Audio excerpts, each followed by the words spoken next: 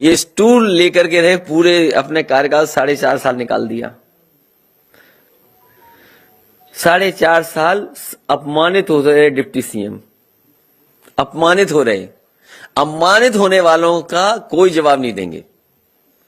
जिनको भारतीय जनता पार्टी की सरकार में अपमान मिला हो, जो अपने समाज के लिए कुछ न कर पा रहे हो, देखते रह गए। 69,000 कितनी बार लाठी खाए बताओ। यहां जितने नौजवान आए सब लाठी खाए, अपने हक के लिए, अपने सम्मान के लिए लड़ते रहे। कोई ये नहीं कर पाए, कुछ भी मदद नहीं कर पाए। इसलिए इन लोगों की चर्चा करना ही बेकार है। ओवैसी का कहना है कि इमरान मसूद को आपने घर बुलाकर फोटो खिंचवाकर वापस भेज दिया है। आप उसमें मत उलझो, वो कोई है, सब ठीक है, सब ठीक हो गया। हाँ, उसमें जो क्राइटेरिया है गरीबी रेखा के नीचे और मध्यम वर्गीय के नीचे, उस क्राइटेरिया में क्या है? वो जब विस्तार से नियम बनेंगे वो दिखाई देंगे। लेकिन 300 यूनिट फ्री मिलेगी बिजली, घरेलू बिजली सबको फ्री, सबको, कोई उसमें कैटेगरी नहीं। अभी क्या घोषणा पत्र का इंतजार नहीं करना चाहते आप? अभी घोषणा पत्र का इंतजार करिए। मैंने पिछली प्रेस कॉन्फ्रेंस में भी कहा था, नौकरी और रोजगार को लेकर के समाजवादी पार्टी विचार कर रही है किस तरीके से नौजवानों को नौकरी और रोजगार मिले। और मैंने पिछले 4.5 साल में जगह जगह जिन बच्चों को लैपटॉप दिया था, जिन बच्चों को लैपटॉप मिला था, उन्होंने अपनी मेहनत से, अपने परिश्रम से रोजगार और नौकरी करना शुरू किया है। तो जो सरकार लाखों लैपटॉप दे सकती है, 18 लाख से लेकर के 20 लाख तक, तो सोचिए वो नौकरियां कितनी निकल सकती हैं। जब आईटी सेक्टर ग्रो कर रहा है, और कोविड और इसके समय हमने आपने देखा कि किस तरीके से ऑनलाइन चीजें बढ़ी हैं, आईटी के क्षेत्र में कितना विस्तार हुआ है, कितने परिवर्तन आए हैं, कितने रोजगार के अवसर हैं, नौकरी के अवसर हैं। तो इसलिए इंतजार करिए कि जो पार्टी 18 लाख लैपटॉप दे सकती है, 20 लाख लैपटॉप दे सकती है, वो सोचिए कितने रोजगार उस क्षेत्र में पैदा कर सकती है और देने का वादा करेगी। और उसका उदाहरण मैंने एचसीएल भी दिया था आपको, कि लखनऊ जैसी जगह इतना अच्छा कैंपस अगर एचसीएल का लाने का काम किया, तो अगर ज्यादा से ज्यादा हमें सहूलियत देनी भी पड़ी या पॉलिसी के अंदर कुछ मदद की करनी पड़ी, तो हमारा स्वार्थ यही है कि उत्तर प्रदेश के नौजवानों को रोजगार और नौकरी मिले। उसके लिए इंडस्ट्री को कुछ भी सहूलियत देनी पड़ेगी, वो सरकार सहूलियत देगी। लेकिन उसके लिए इंतजार करिए मैनिफेस्टो का। बीजेपी के बाद, बीजेपी की तारीख अगर आपको पता हो तो हम अपनी तारीख बता दें। उनको क्या चिंता है? उनके सब हार रहे हैं, उनके सब हार रहे हैं अभी तक। सवाल है कि जब सीएम योगी ने ऐलान किया कि वो गोरखपुर से लड़ेंगे, तो आपने कहा कि उन्हें घर भेज दिया पार्टी ने। अब आप भी घर से ही जा रहे हैं, जिस जनता ने भेजा था उस संसदीय क्षेत्र से लड़ेंगे। समाजवादी पार्टी तय करेगी कहां चुनाव लड़े, लेकिन क्योंकि समाजवादी पार्टी आगे है, समाजवादी पार्टी आगे है, तो आगे ही रहेंगे हम भी। पहले चुनाव लड़ लेंगे, हम आगे रहेंगे।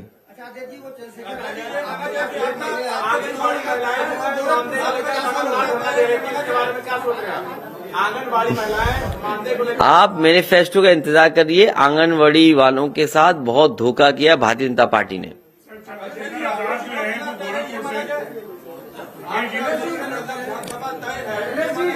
अभी कई लाख लोगों की नौकरियां गई कोरोना काल में, उनमें बहुत लोग बहुत परेशान हैं।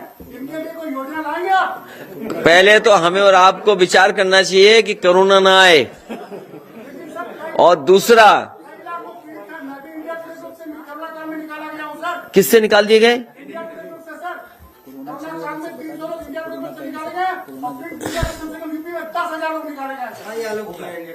इंडिया टुडे से निकाल दिए गए, और ये सरकार स्वीकार ही नहीं कर रही किसी की नौकरी गई। सर मैं आपको चिट्ठी कर सकता हूँ जो उन्होंने मुझे भेजी थी इंडिया टुडे ग्रुप में, मैं आपको व्हाट्सएप कर रहा हूँ। रही। तो इंडिया टुडे तो चल ही नहीं रही अब तो केवल डिजिटली चल रही। लेकिन ऐसे लाखों परिवारों के लिए कोई योजना आपको लानी चाहिए सर। ये जितना चैलेंज इस बात को लेकर के है कि कोरोना जैसी बीमारी से हम कैसे उभरें, उससे बड़ी चुनौती इस बात की है कि हम अपनी अर्थव्यवस्था को कैसे बेहतर करें। और जो लोग डूब गई ये चीजें, मान लीजिए ये जिस मैगजीन की बात कर रहे हैं, अगर वो न डूबी होती अर्थव्यवस्था के कारण या कोरोना की वजह से, तो शायद ये नौकरी रोजगार कर रहे होते। ऐसे लाखों लाख लोग हैं जिनका रोजगार छीना गया या नौकरी चली गई। हमारे पास पार्टी पे वो जानकारियां हैं कि बाजारों में व्यापारियों की जान चली गई, आत्महत्या कर ली। ये बड़े सवाल हैं जहां पर प्राइवेट संस्था से लोगों को निकाल दिया गया और उन्हें अपने बेहाल पे छोड़ दिया गया। इसलिए सबसे बड़ी चुनौती यह है कि ये चीज पटरी पे कैसे आए। इसीलिए हम चाहते हैं कि ऐसी सरकार बने जो लोगों के घर परिवार में खुशहाली ला सके। ये सरकार वो है, किसी की गिनती नहीं बता सकती। अगर इस सरकार से पूछा जाए कि कोरोना के समय कितने लोगों की जान चली गई, ये सरकार नहीं आंकड़े देगी। इस सरकार से पूछो कि कितने लोगों के रोजगार छिन गए प्राइवेट सेक्टर में, ये सरकार जवाब देने वाली नहीं है। इस सरकार से पूछो कि कितनी की नौकरी चली गई, नहीं जवाब दे रही। इस सरकार से पूछिए कि कितनी बेटियों के साथ अपमान हुआ, अपमानित की गई, ये सरकार आंकड़े नहीं दे रही। इसलिए प्रोग्रेसिव गवर्नमेंट बनाइए। हम आपको भरोसा दिलाते हैं कि अर्थव्यवस्था को जब पटरी पे ले आएंगे, अर्थव्यवस्था पटरी पे आएगी तो दोबारा खुशहाली उत्तर प्रदेश में और न जाने कितने लोगों के घर परिवार में आएगी। अध्यक्ष जी, क्या आप मानते हैं कि चुनाव बाद महंगाई बढ़ेगी, क्योंकि इंटरनेशनल मार्केट में पेट्रोल डीजल के दाम बढ़ चुके हैं, ये चुनाव की वजह से भी ये दाम नहीं बढ़ रहा है? देखिए, भारतीय जनता पार्टी की बातों में हमें नहीं उलझना चाहिए। भारतीय जनता पार्टी ये बताए कि ओएनजीसी कंपनी को पिछले क्वार्टर में कितना मुनाफा हुआ है। डीजल पेट्रोल की कीमतों को इतना बढ़ाने के बाद जो ओएनजीसी कंपनी है उसको कितना मुनाफा हुआ है। और जिस समय आपको मुनाफे के आंकड़े पता लग जाएंगे, ये अंतर्राष्ट्रीय बाजार नहीं है, ये सरकार है जो जिम्मेदार है। आपको पता होगा हिमाचल का जैसे ही परिणाम इन सरकार के खिलाफ आया, इन्होंने डीजल पेट्रोल की कीमत कम कर दी। अखिलेश जी, चंद्रशेखर रावल मुख्यमंत्री के खिलाफ गोरखपुर से चुनाव लड़ रहे हैं, ये सपोर्ट करेंगे अपना कैंडिडेट बताएंगे? हमारी पार्टी में कई लोगों ने आवेदन किए हैं। आज भी एक परिवार मिलने आया था। तो इस तरीके से पार्टी अपना तय करेगी, गोरखपुर की यूनिट से पूछेगी कि हमें आगे फैसला क्या लेना है। 2017 में शिवपाल जी गए थे और 2022 में अपाना, क्या इसका कुछ अंतर मिलेगा क्या?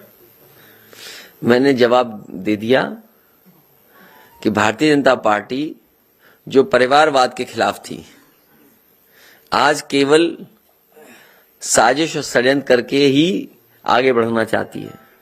तो उन्हें बहुत बधाई, बहुत मुबारक। योगी सरकार ने जिन अधिकारियों और कर्मचारियों को जबरन रिटायर किया, क्या उसकी समीक्षा की जाएगी? अब जबरन उत्तर प्रदेश के मुख्यमंत्री को रिटायर करो अपने बोर्ड से। अध्यक्ष जी, आप समाजवादी सरकार विकास के लिए जानी जाती है, तो क्या आपकी सरकार आने के बाद रिवर फ्रंट और मेट्रो का एक्सपेंशन जैसी योजनाएं दोबारा से लागू की जाएंगी जो इस सरकार? ये तो बहुत छोटे सवाल है, ये तो हमारे घोषणा पत्र में नहीं था। मेट्रो तो बना दी हमने, लखनऊ मेट्रो। सोचिए, समाजवादी पार्टी की वो सरकार थी, कई बड़े काम किए समाजवादी पार्टी ने जो हमारे घोषणा पत्र में नहीं थे। घोषणा पत्र के बाहर काम किए हम लोगों ने। हाँ, इतने 100 करोड़ खर्च करने के बाद रिवर फ्रंट आज भी बदहाल ही पड़ा है। तो बदनामी करानी थी उन्हें। अब हालांकि उनका नाम आ गया, दोबारा नहीं आना चाहिए नाम। पुराने लखनऊ में काम हुआ, जो आरोप लगे वो आप जानते होंगे। एक को इतना दबाया, इतना परेशान किया, इतना परेशान किया कि वो हनुमान चालीसा पढ़ने लगे थे। और बाद में वही भारतीय जनता पार्टी शामिल हो गए और भारतीय जनता पार्टी ने दोबारा एमएलसी बना दिया। और सरकार बदलते ही जब अगली ईद आएगी तो हो सकता हमारे साथ हो। तो ये सरकार विकास विरोधी है। ये तो लखनऊ शहर है, जहां पर गोमती का रिवर फ्रंट बनाया गया। बनारस में वर्णा नदी पर रिवर फ्रंट बन रहा था और उसमें बड़े पैमाने पे जो नाले या नालियां या घर का सीवरेज या होटल रेस्टोरेंट के जो आ रही थी गंदगी, उसको रोक रहे थे और कोशिश थी कि शहर के अंदर बनारस में वो वर्णा साफ सुथरी बहे। इसी तरीके से गोमती रिवर फ्रंट था कि कम से कम गोमती शहर में साफ पानी के साथ बहे। लेकिन पता नहीं हमारे बाबा मुख्यमंत्री को क्या हो गया, इन्हें क्या लेना देना। इन्हें इससे भी नफरत है कि कोई आइसक्रीम क्यों खा रहा है।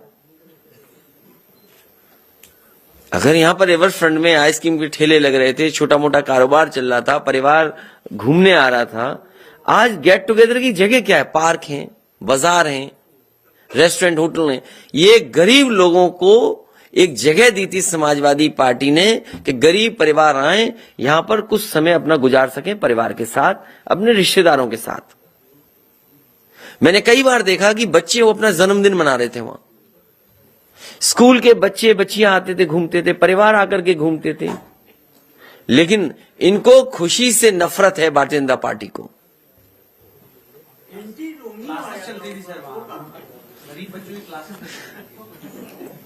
इन भाई साहब ने रोमियो के बारे में कुछ नहीं पढ़ा। ये भी रोमियो को बदनाम करने, जैसे योगी हमारे मुख्यमंत्री बदनाम कर रहे थे रोमियो को। ये इन्हें काम नहीं करना था, केवल दिखावा करना था इन्हें। जो 1090 व्यवस्था थी, मैं अपने पत्रकार साथी से कहूंगा कि आप जाइए, देखिए जाके महिलाओं को, बेटियों को और बहनों की सुरक्षा के लिए one of the best system create किया था, जिसमें पुलिस का सपोर्ट था। उसमें जो कर्मचारी थी वो लड़कियां थी कि कोई बेटी को, बहन को अगर कोई शिकायत थी तो वो कर सकती थी शिकायत, और तब तक 1090 मदद करती थी जब तक वो जो पीड़ित है वो संतुष्ट है कि नहीं है।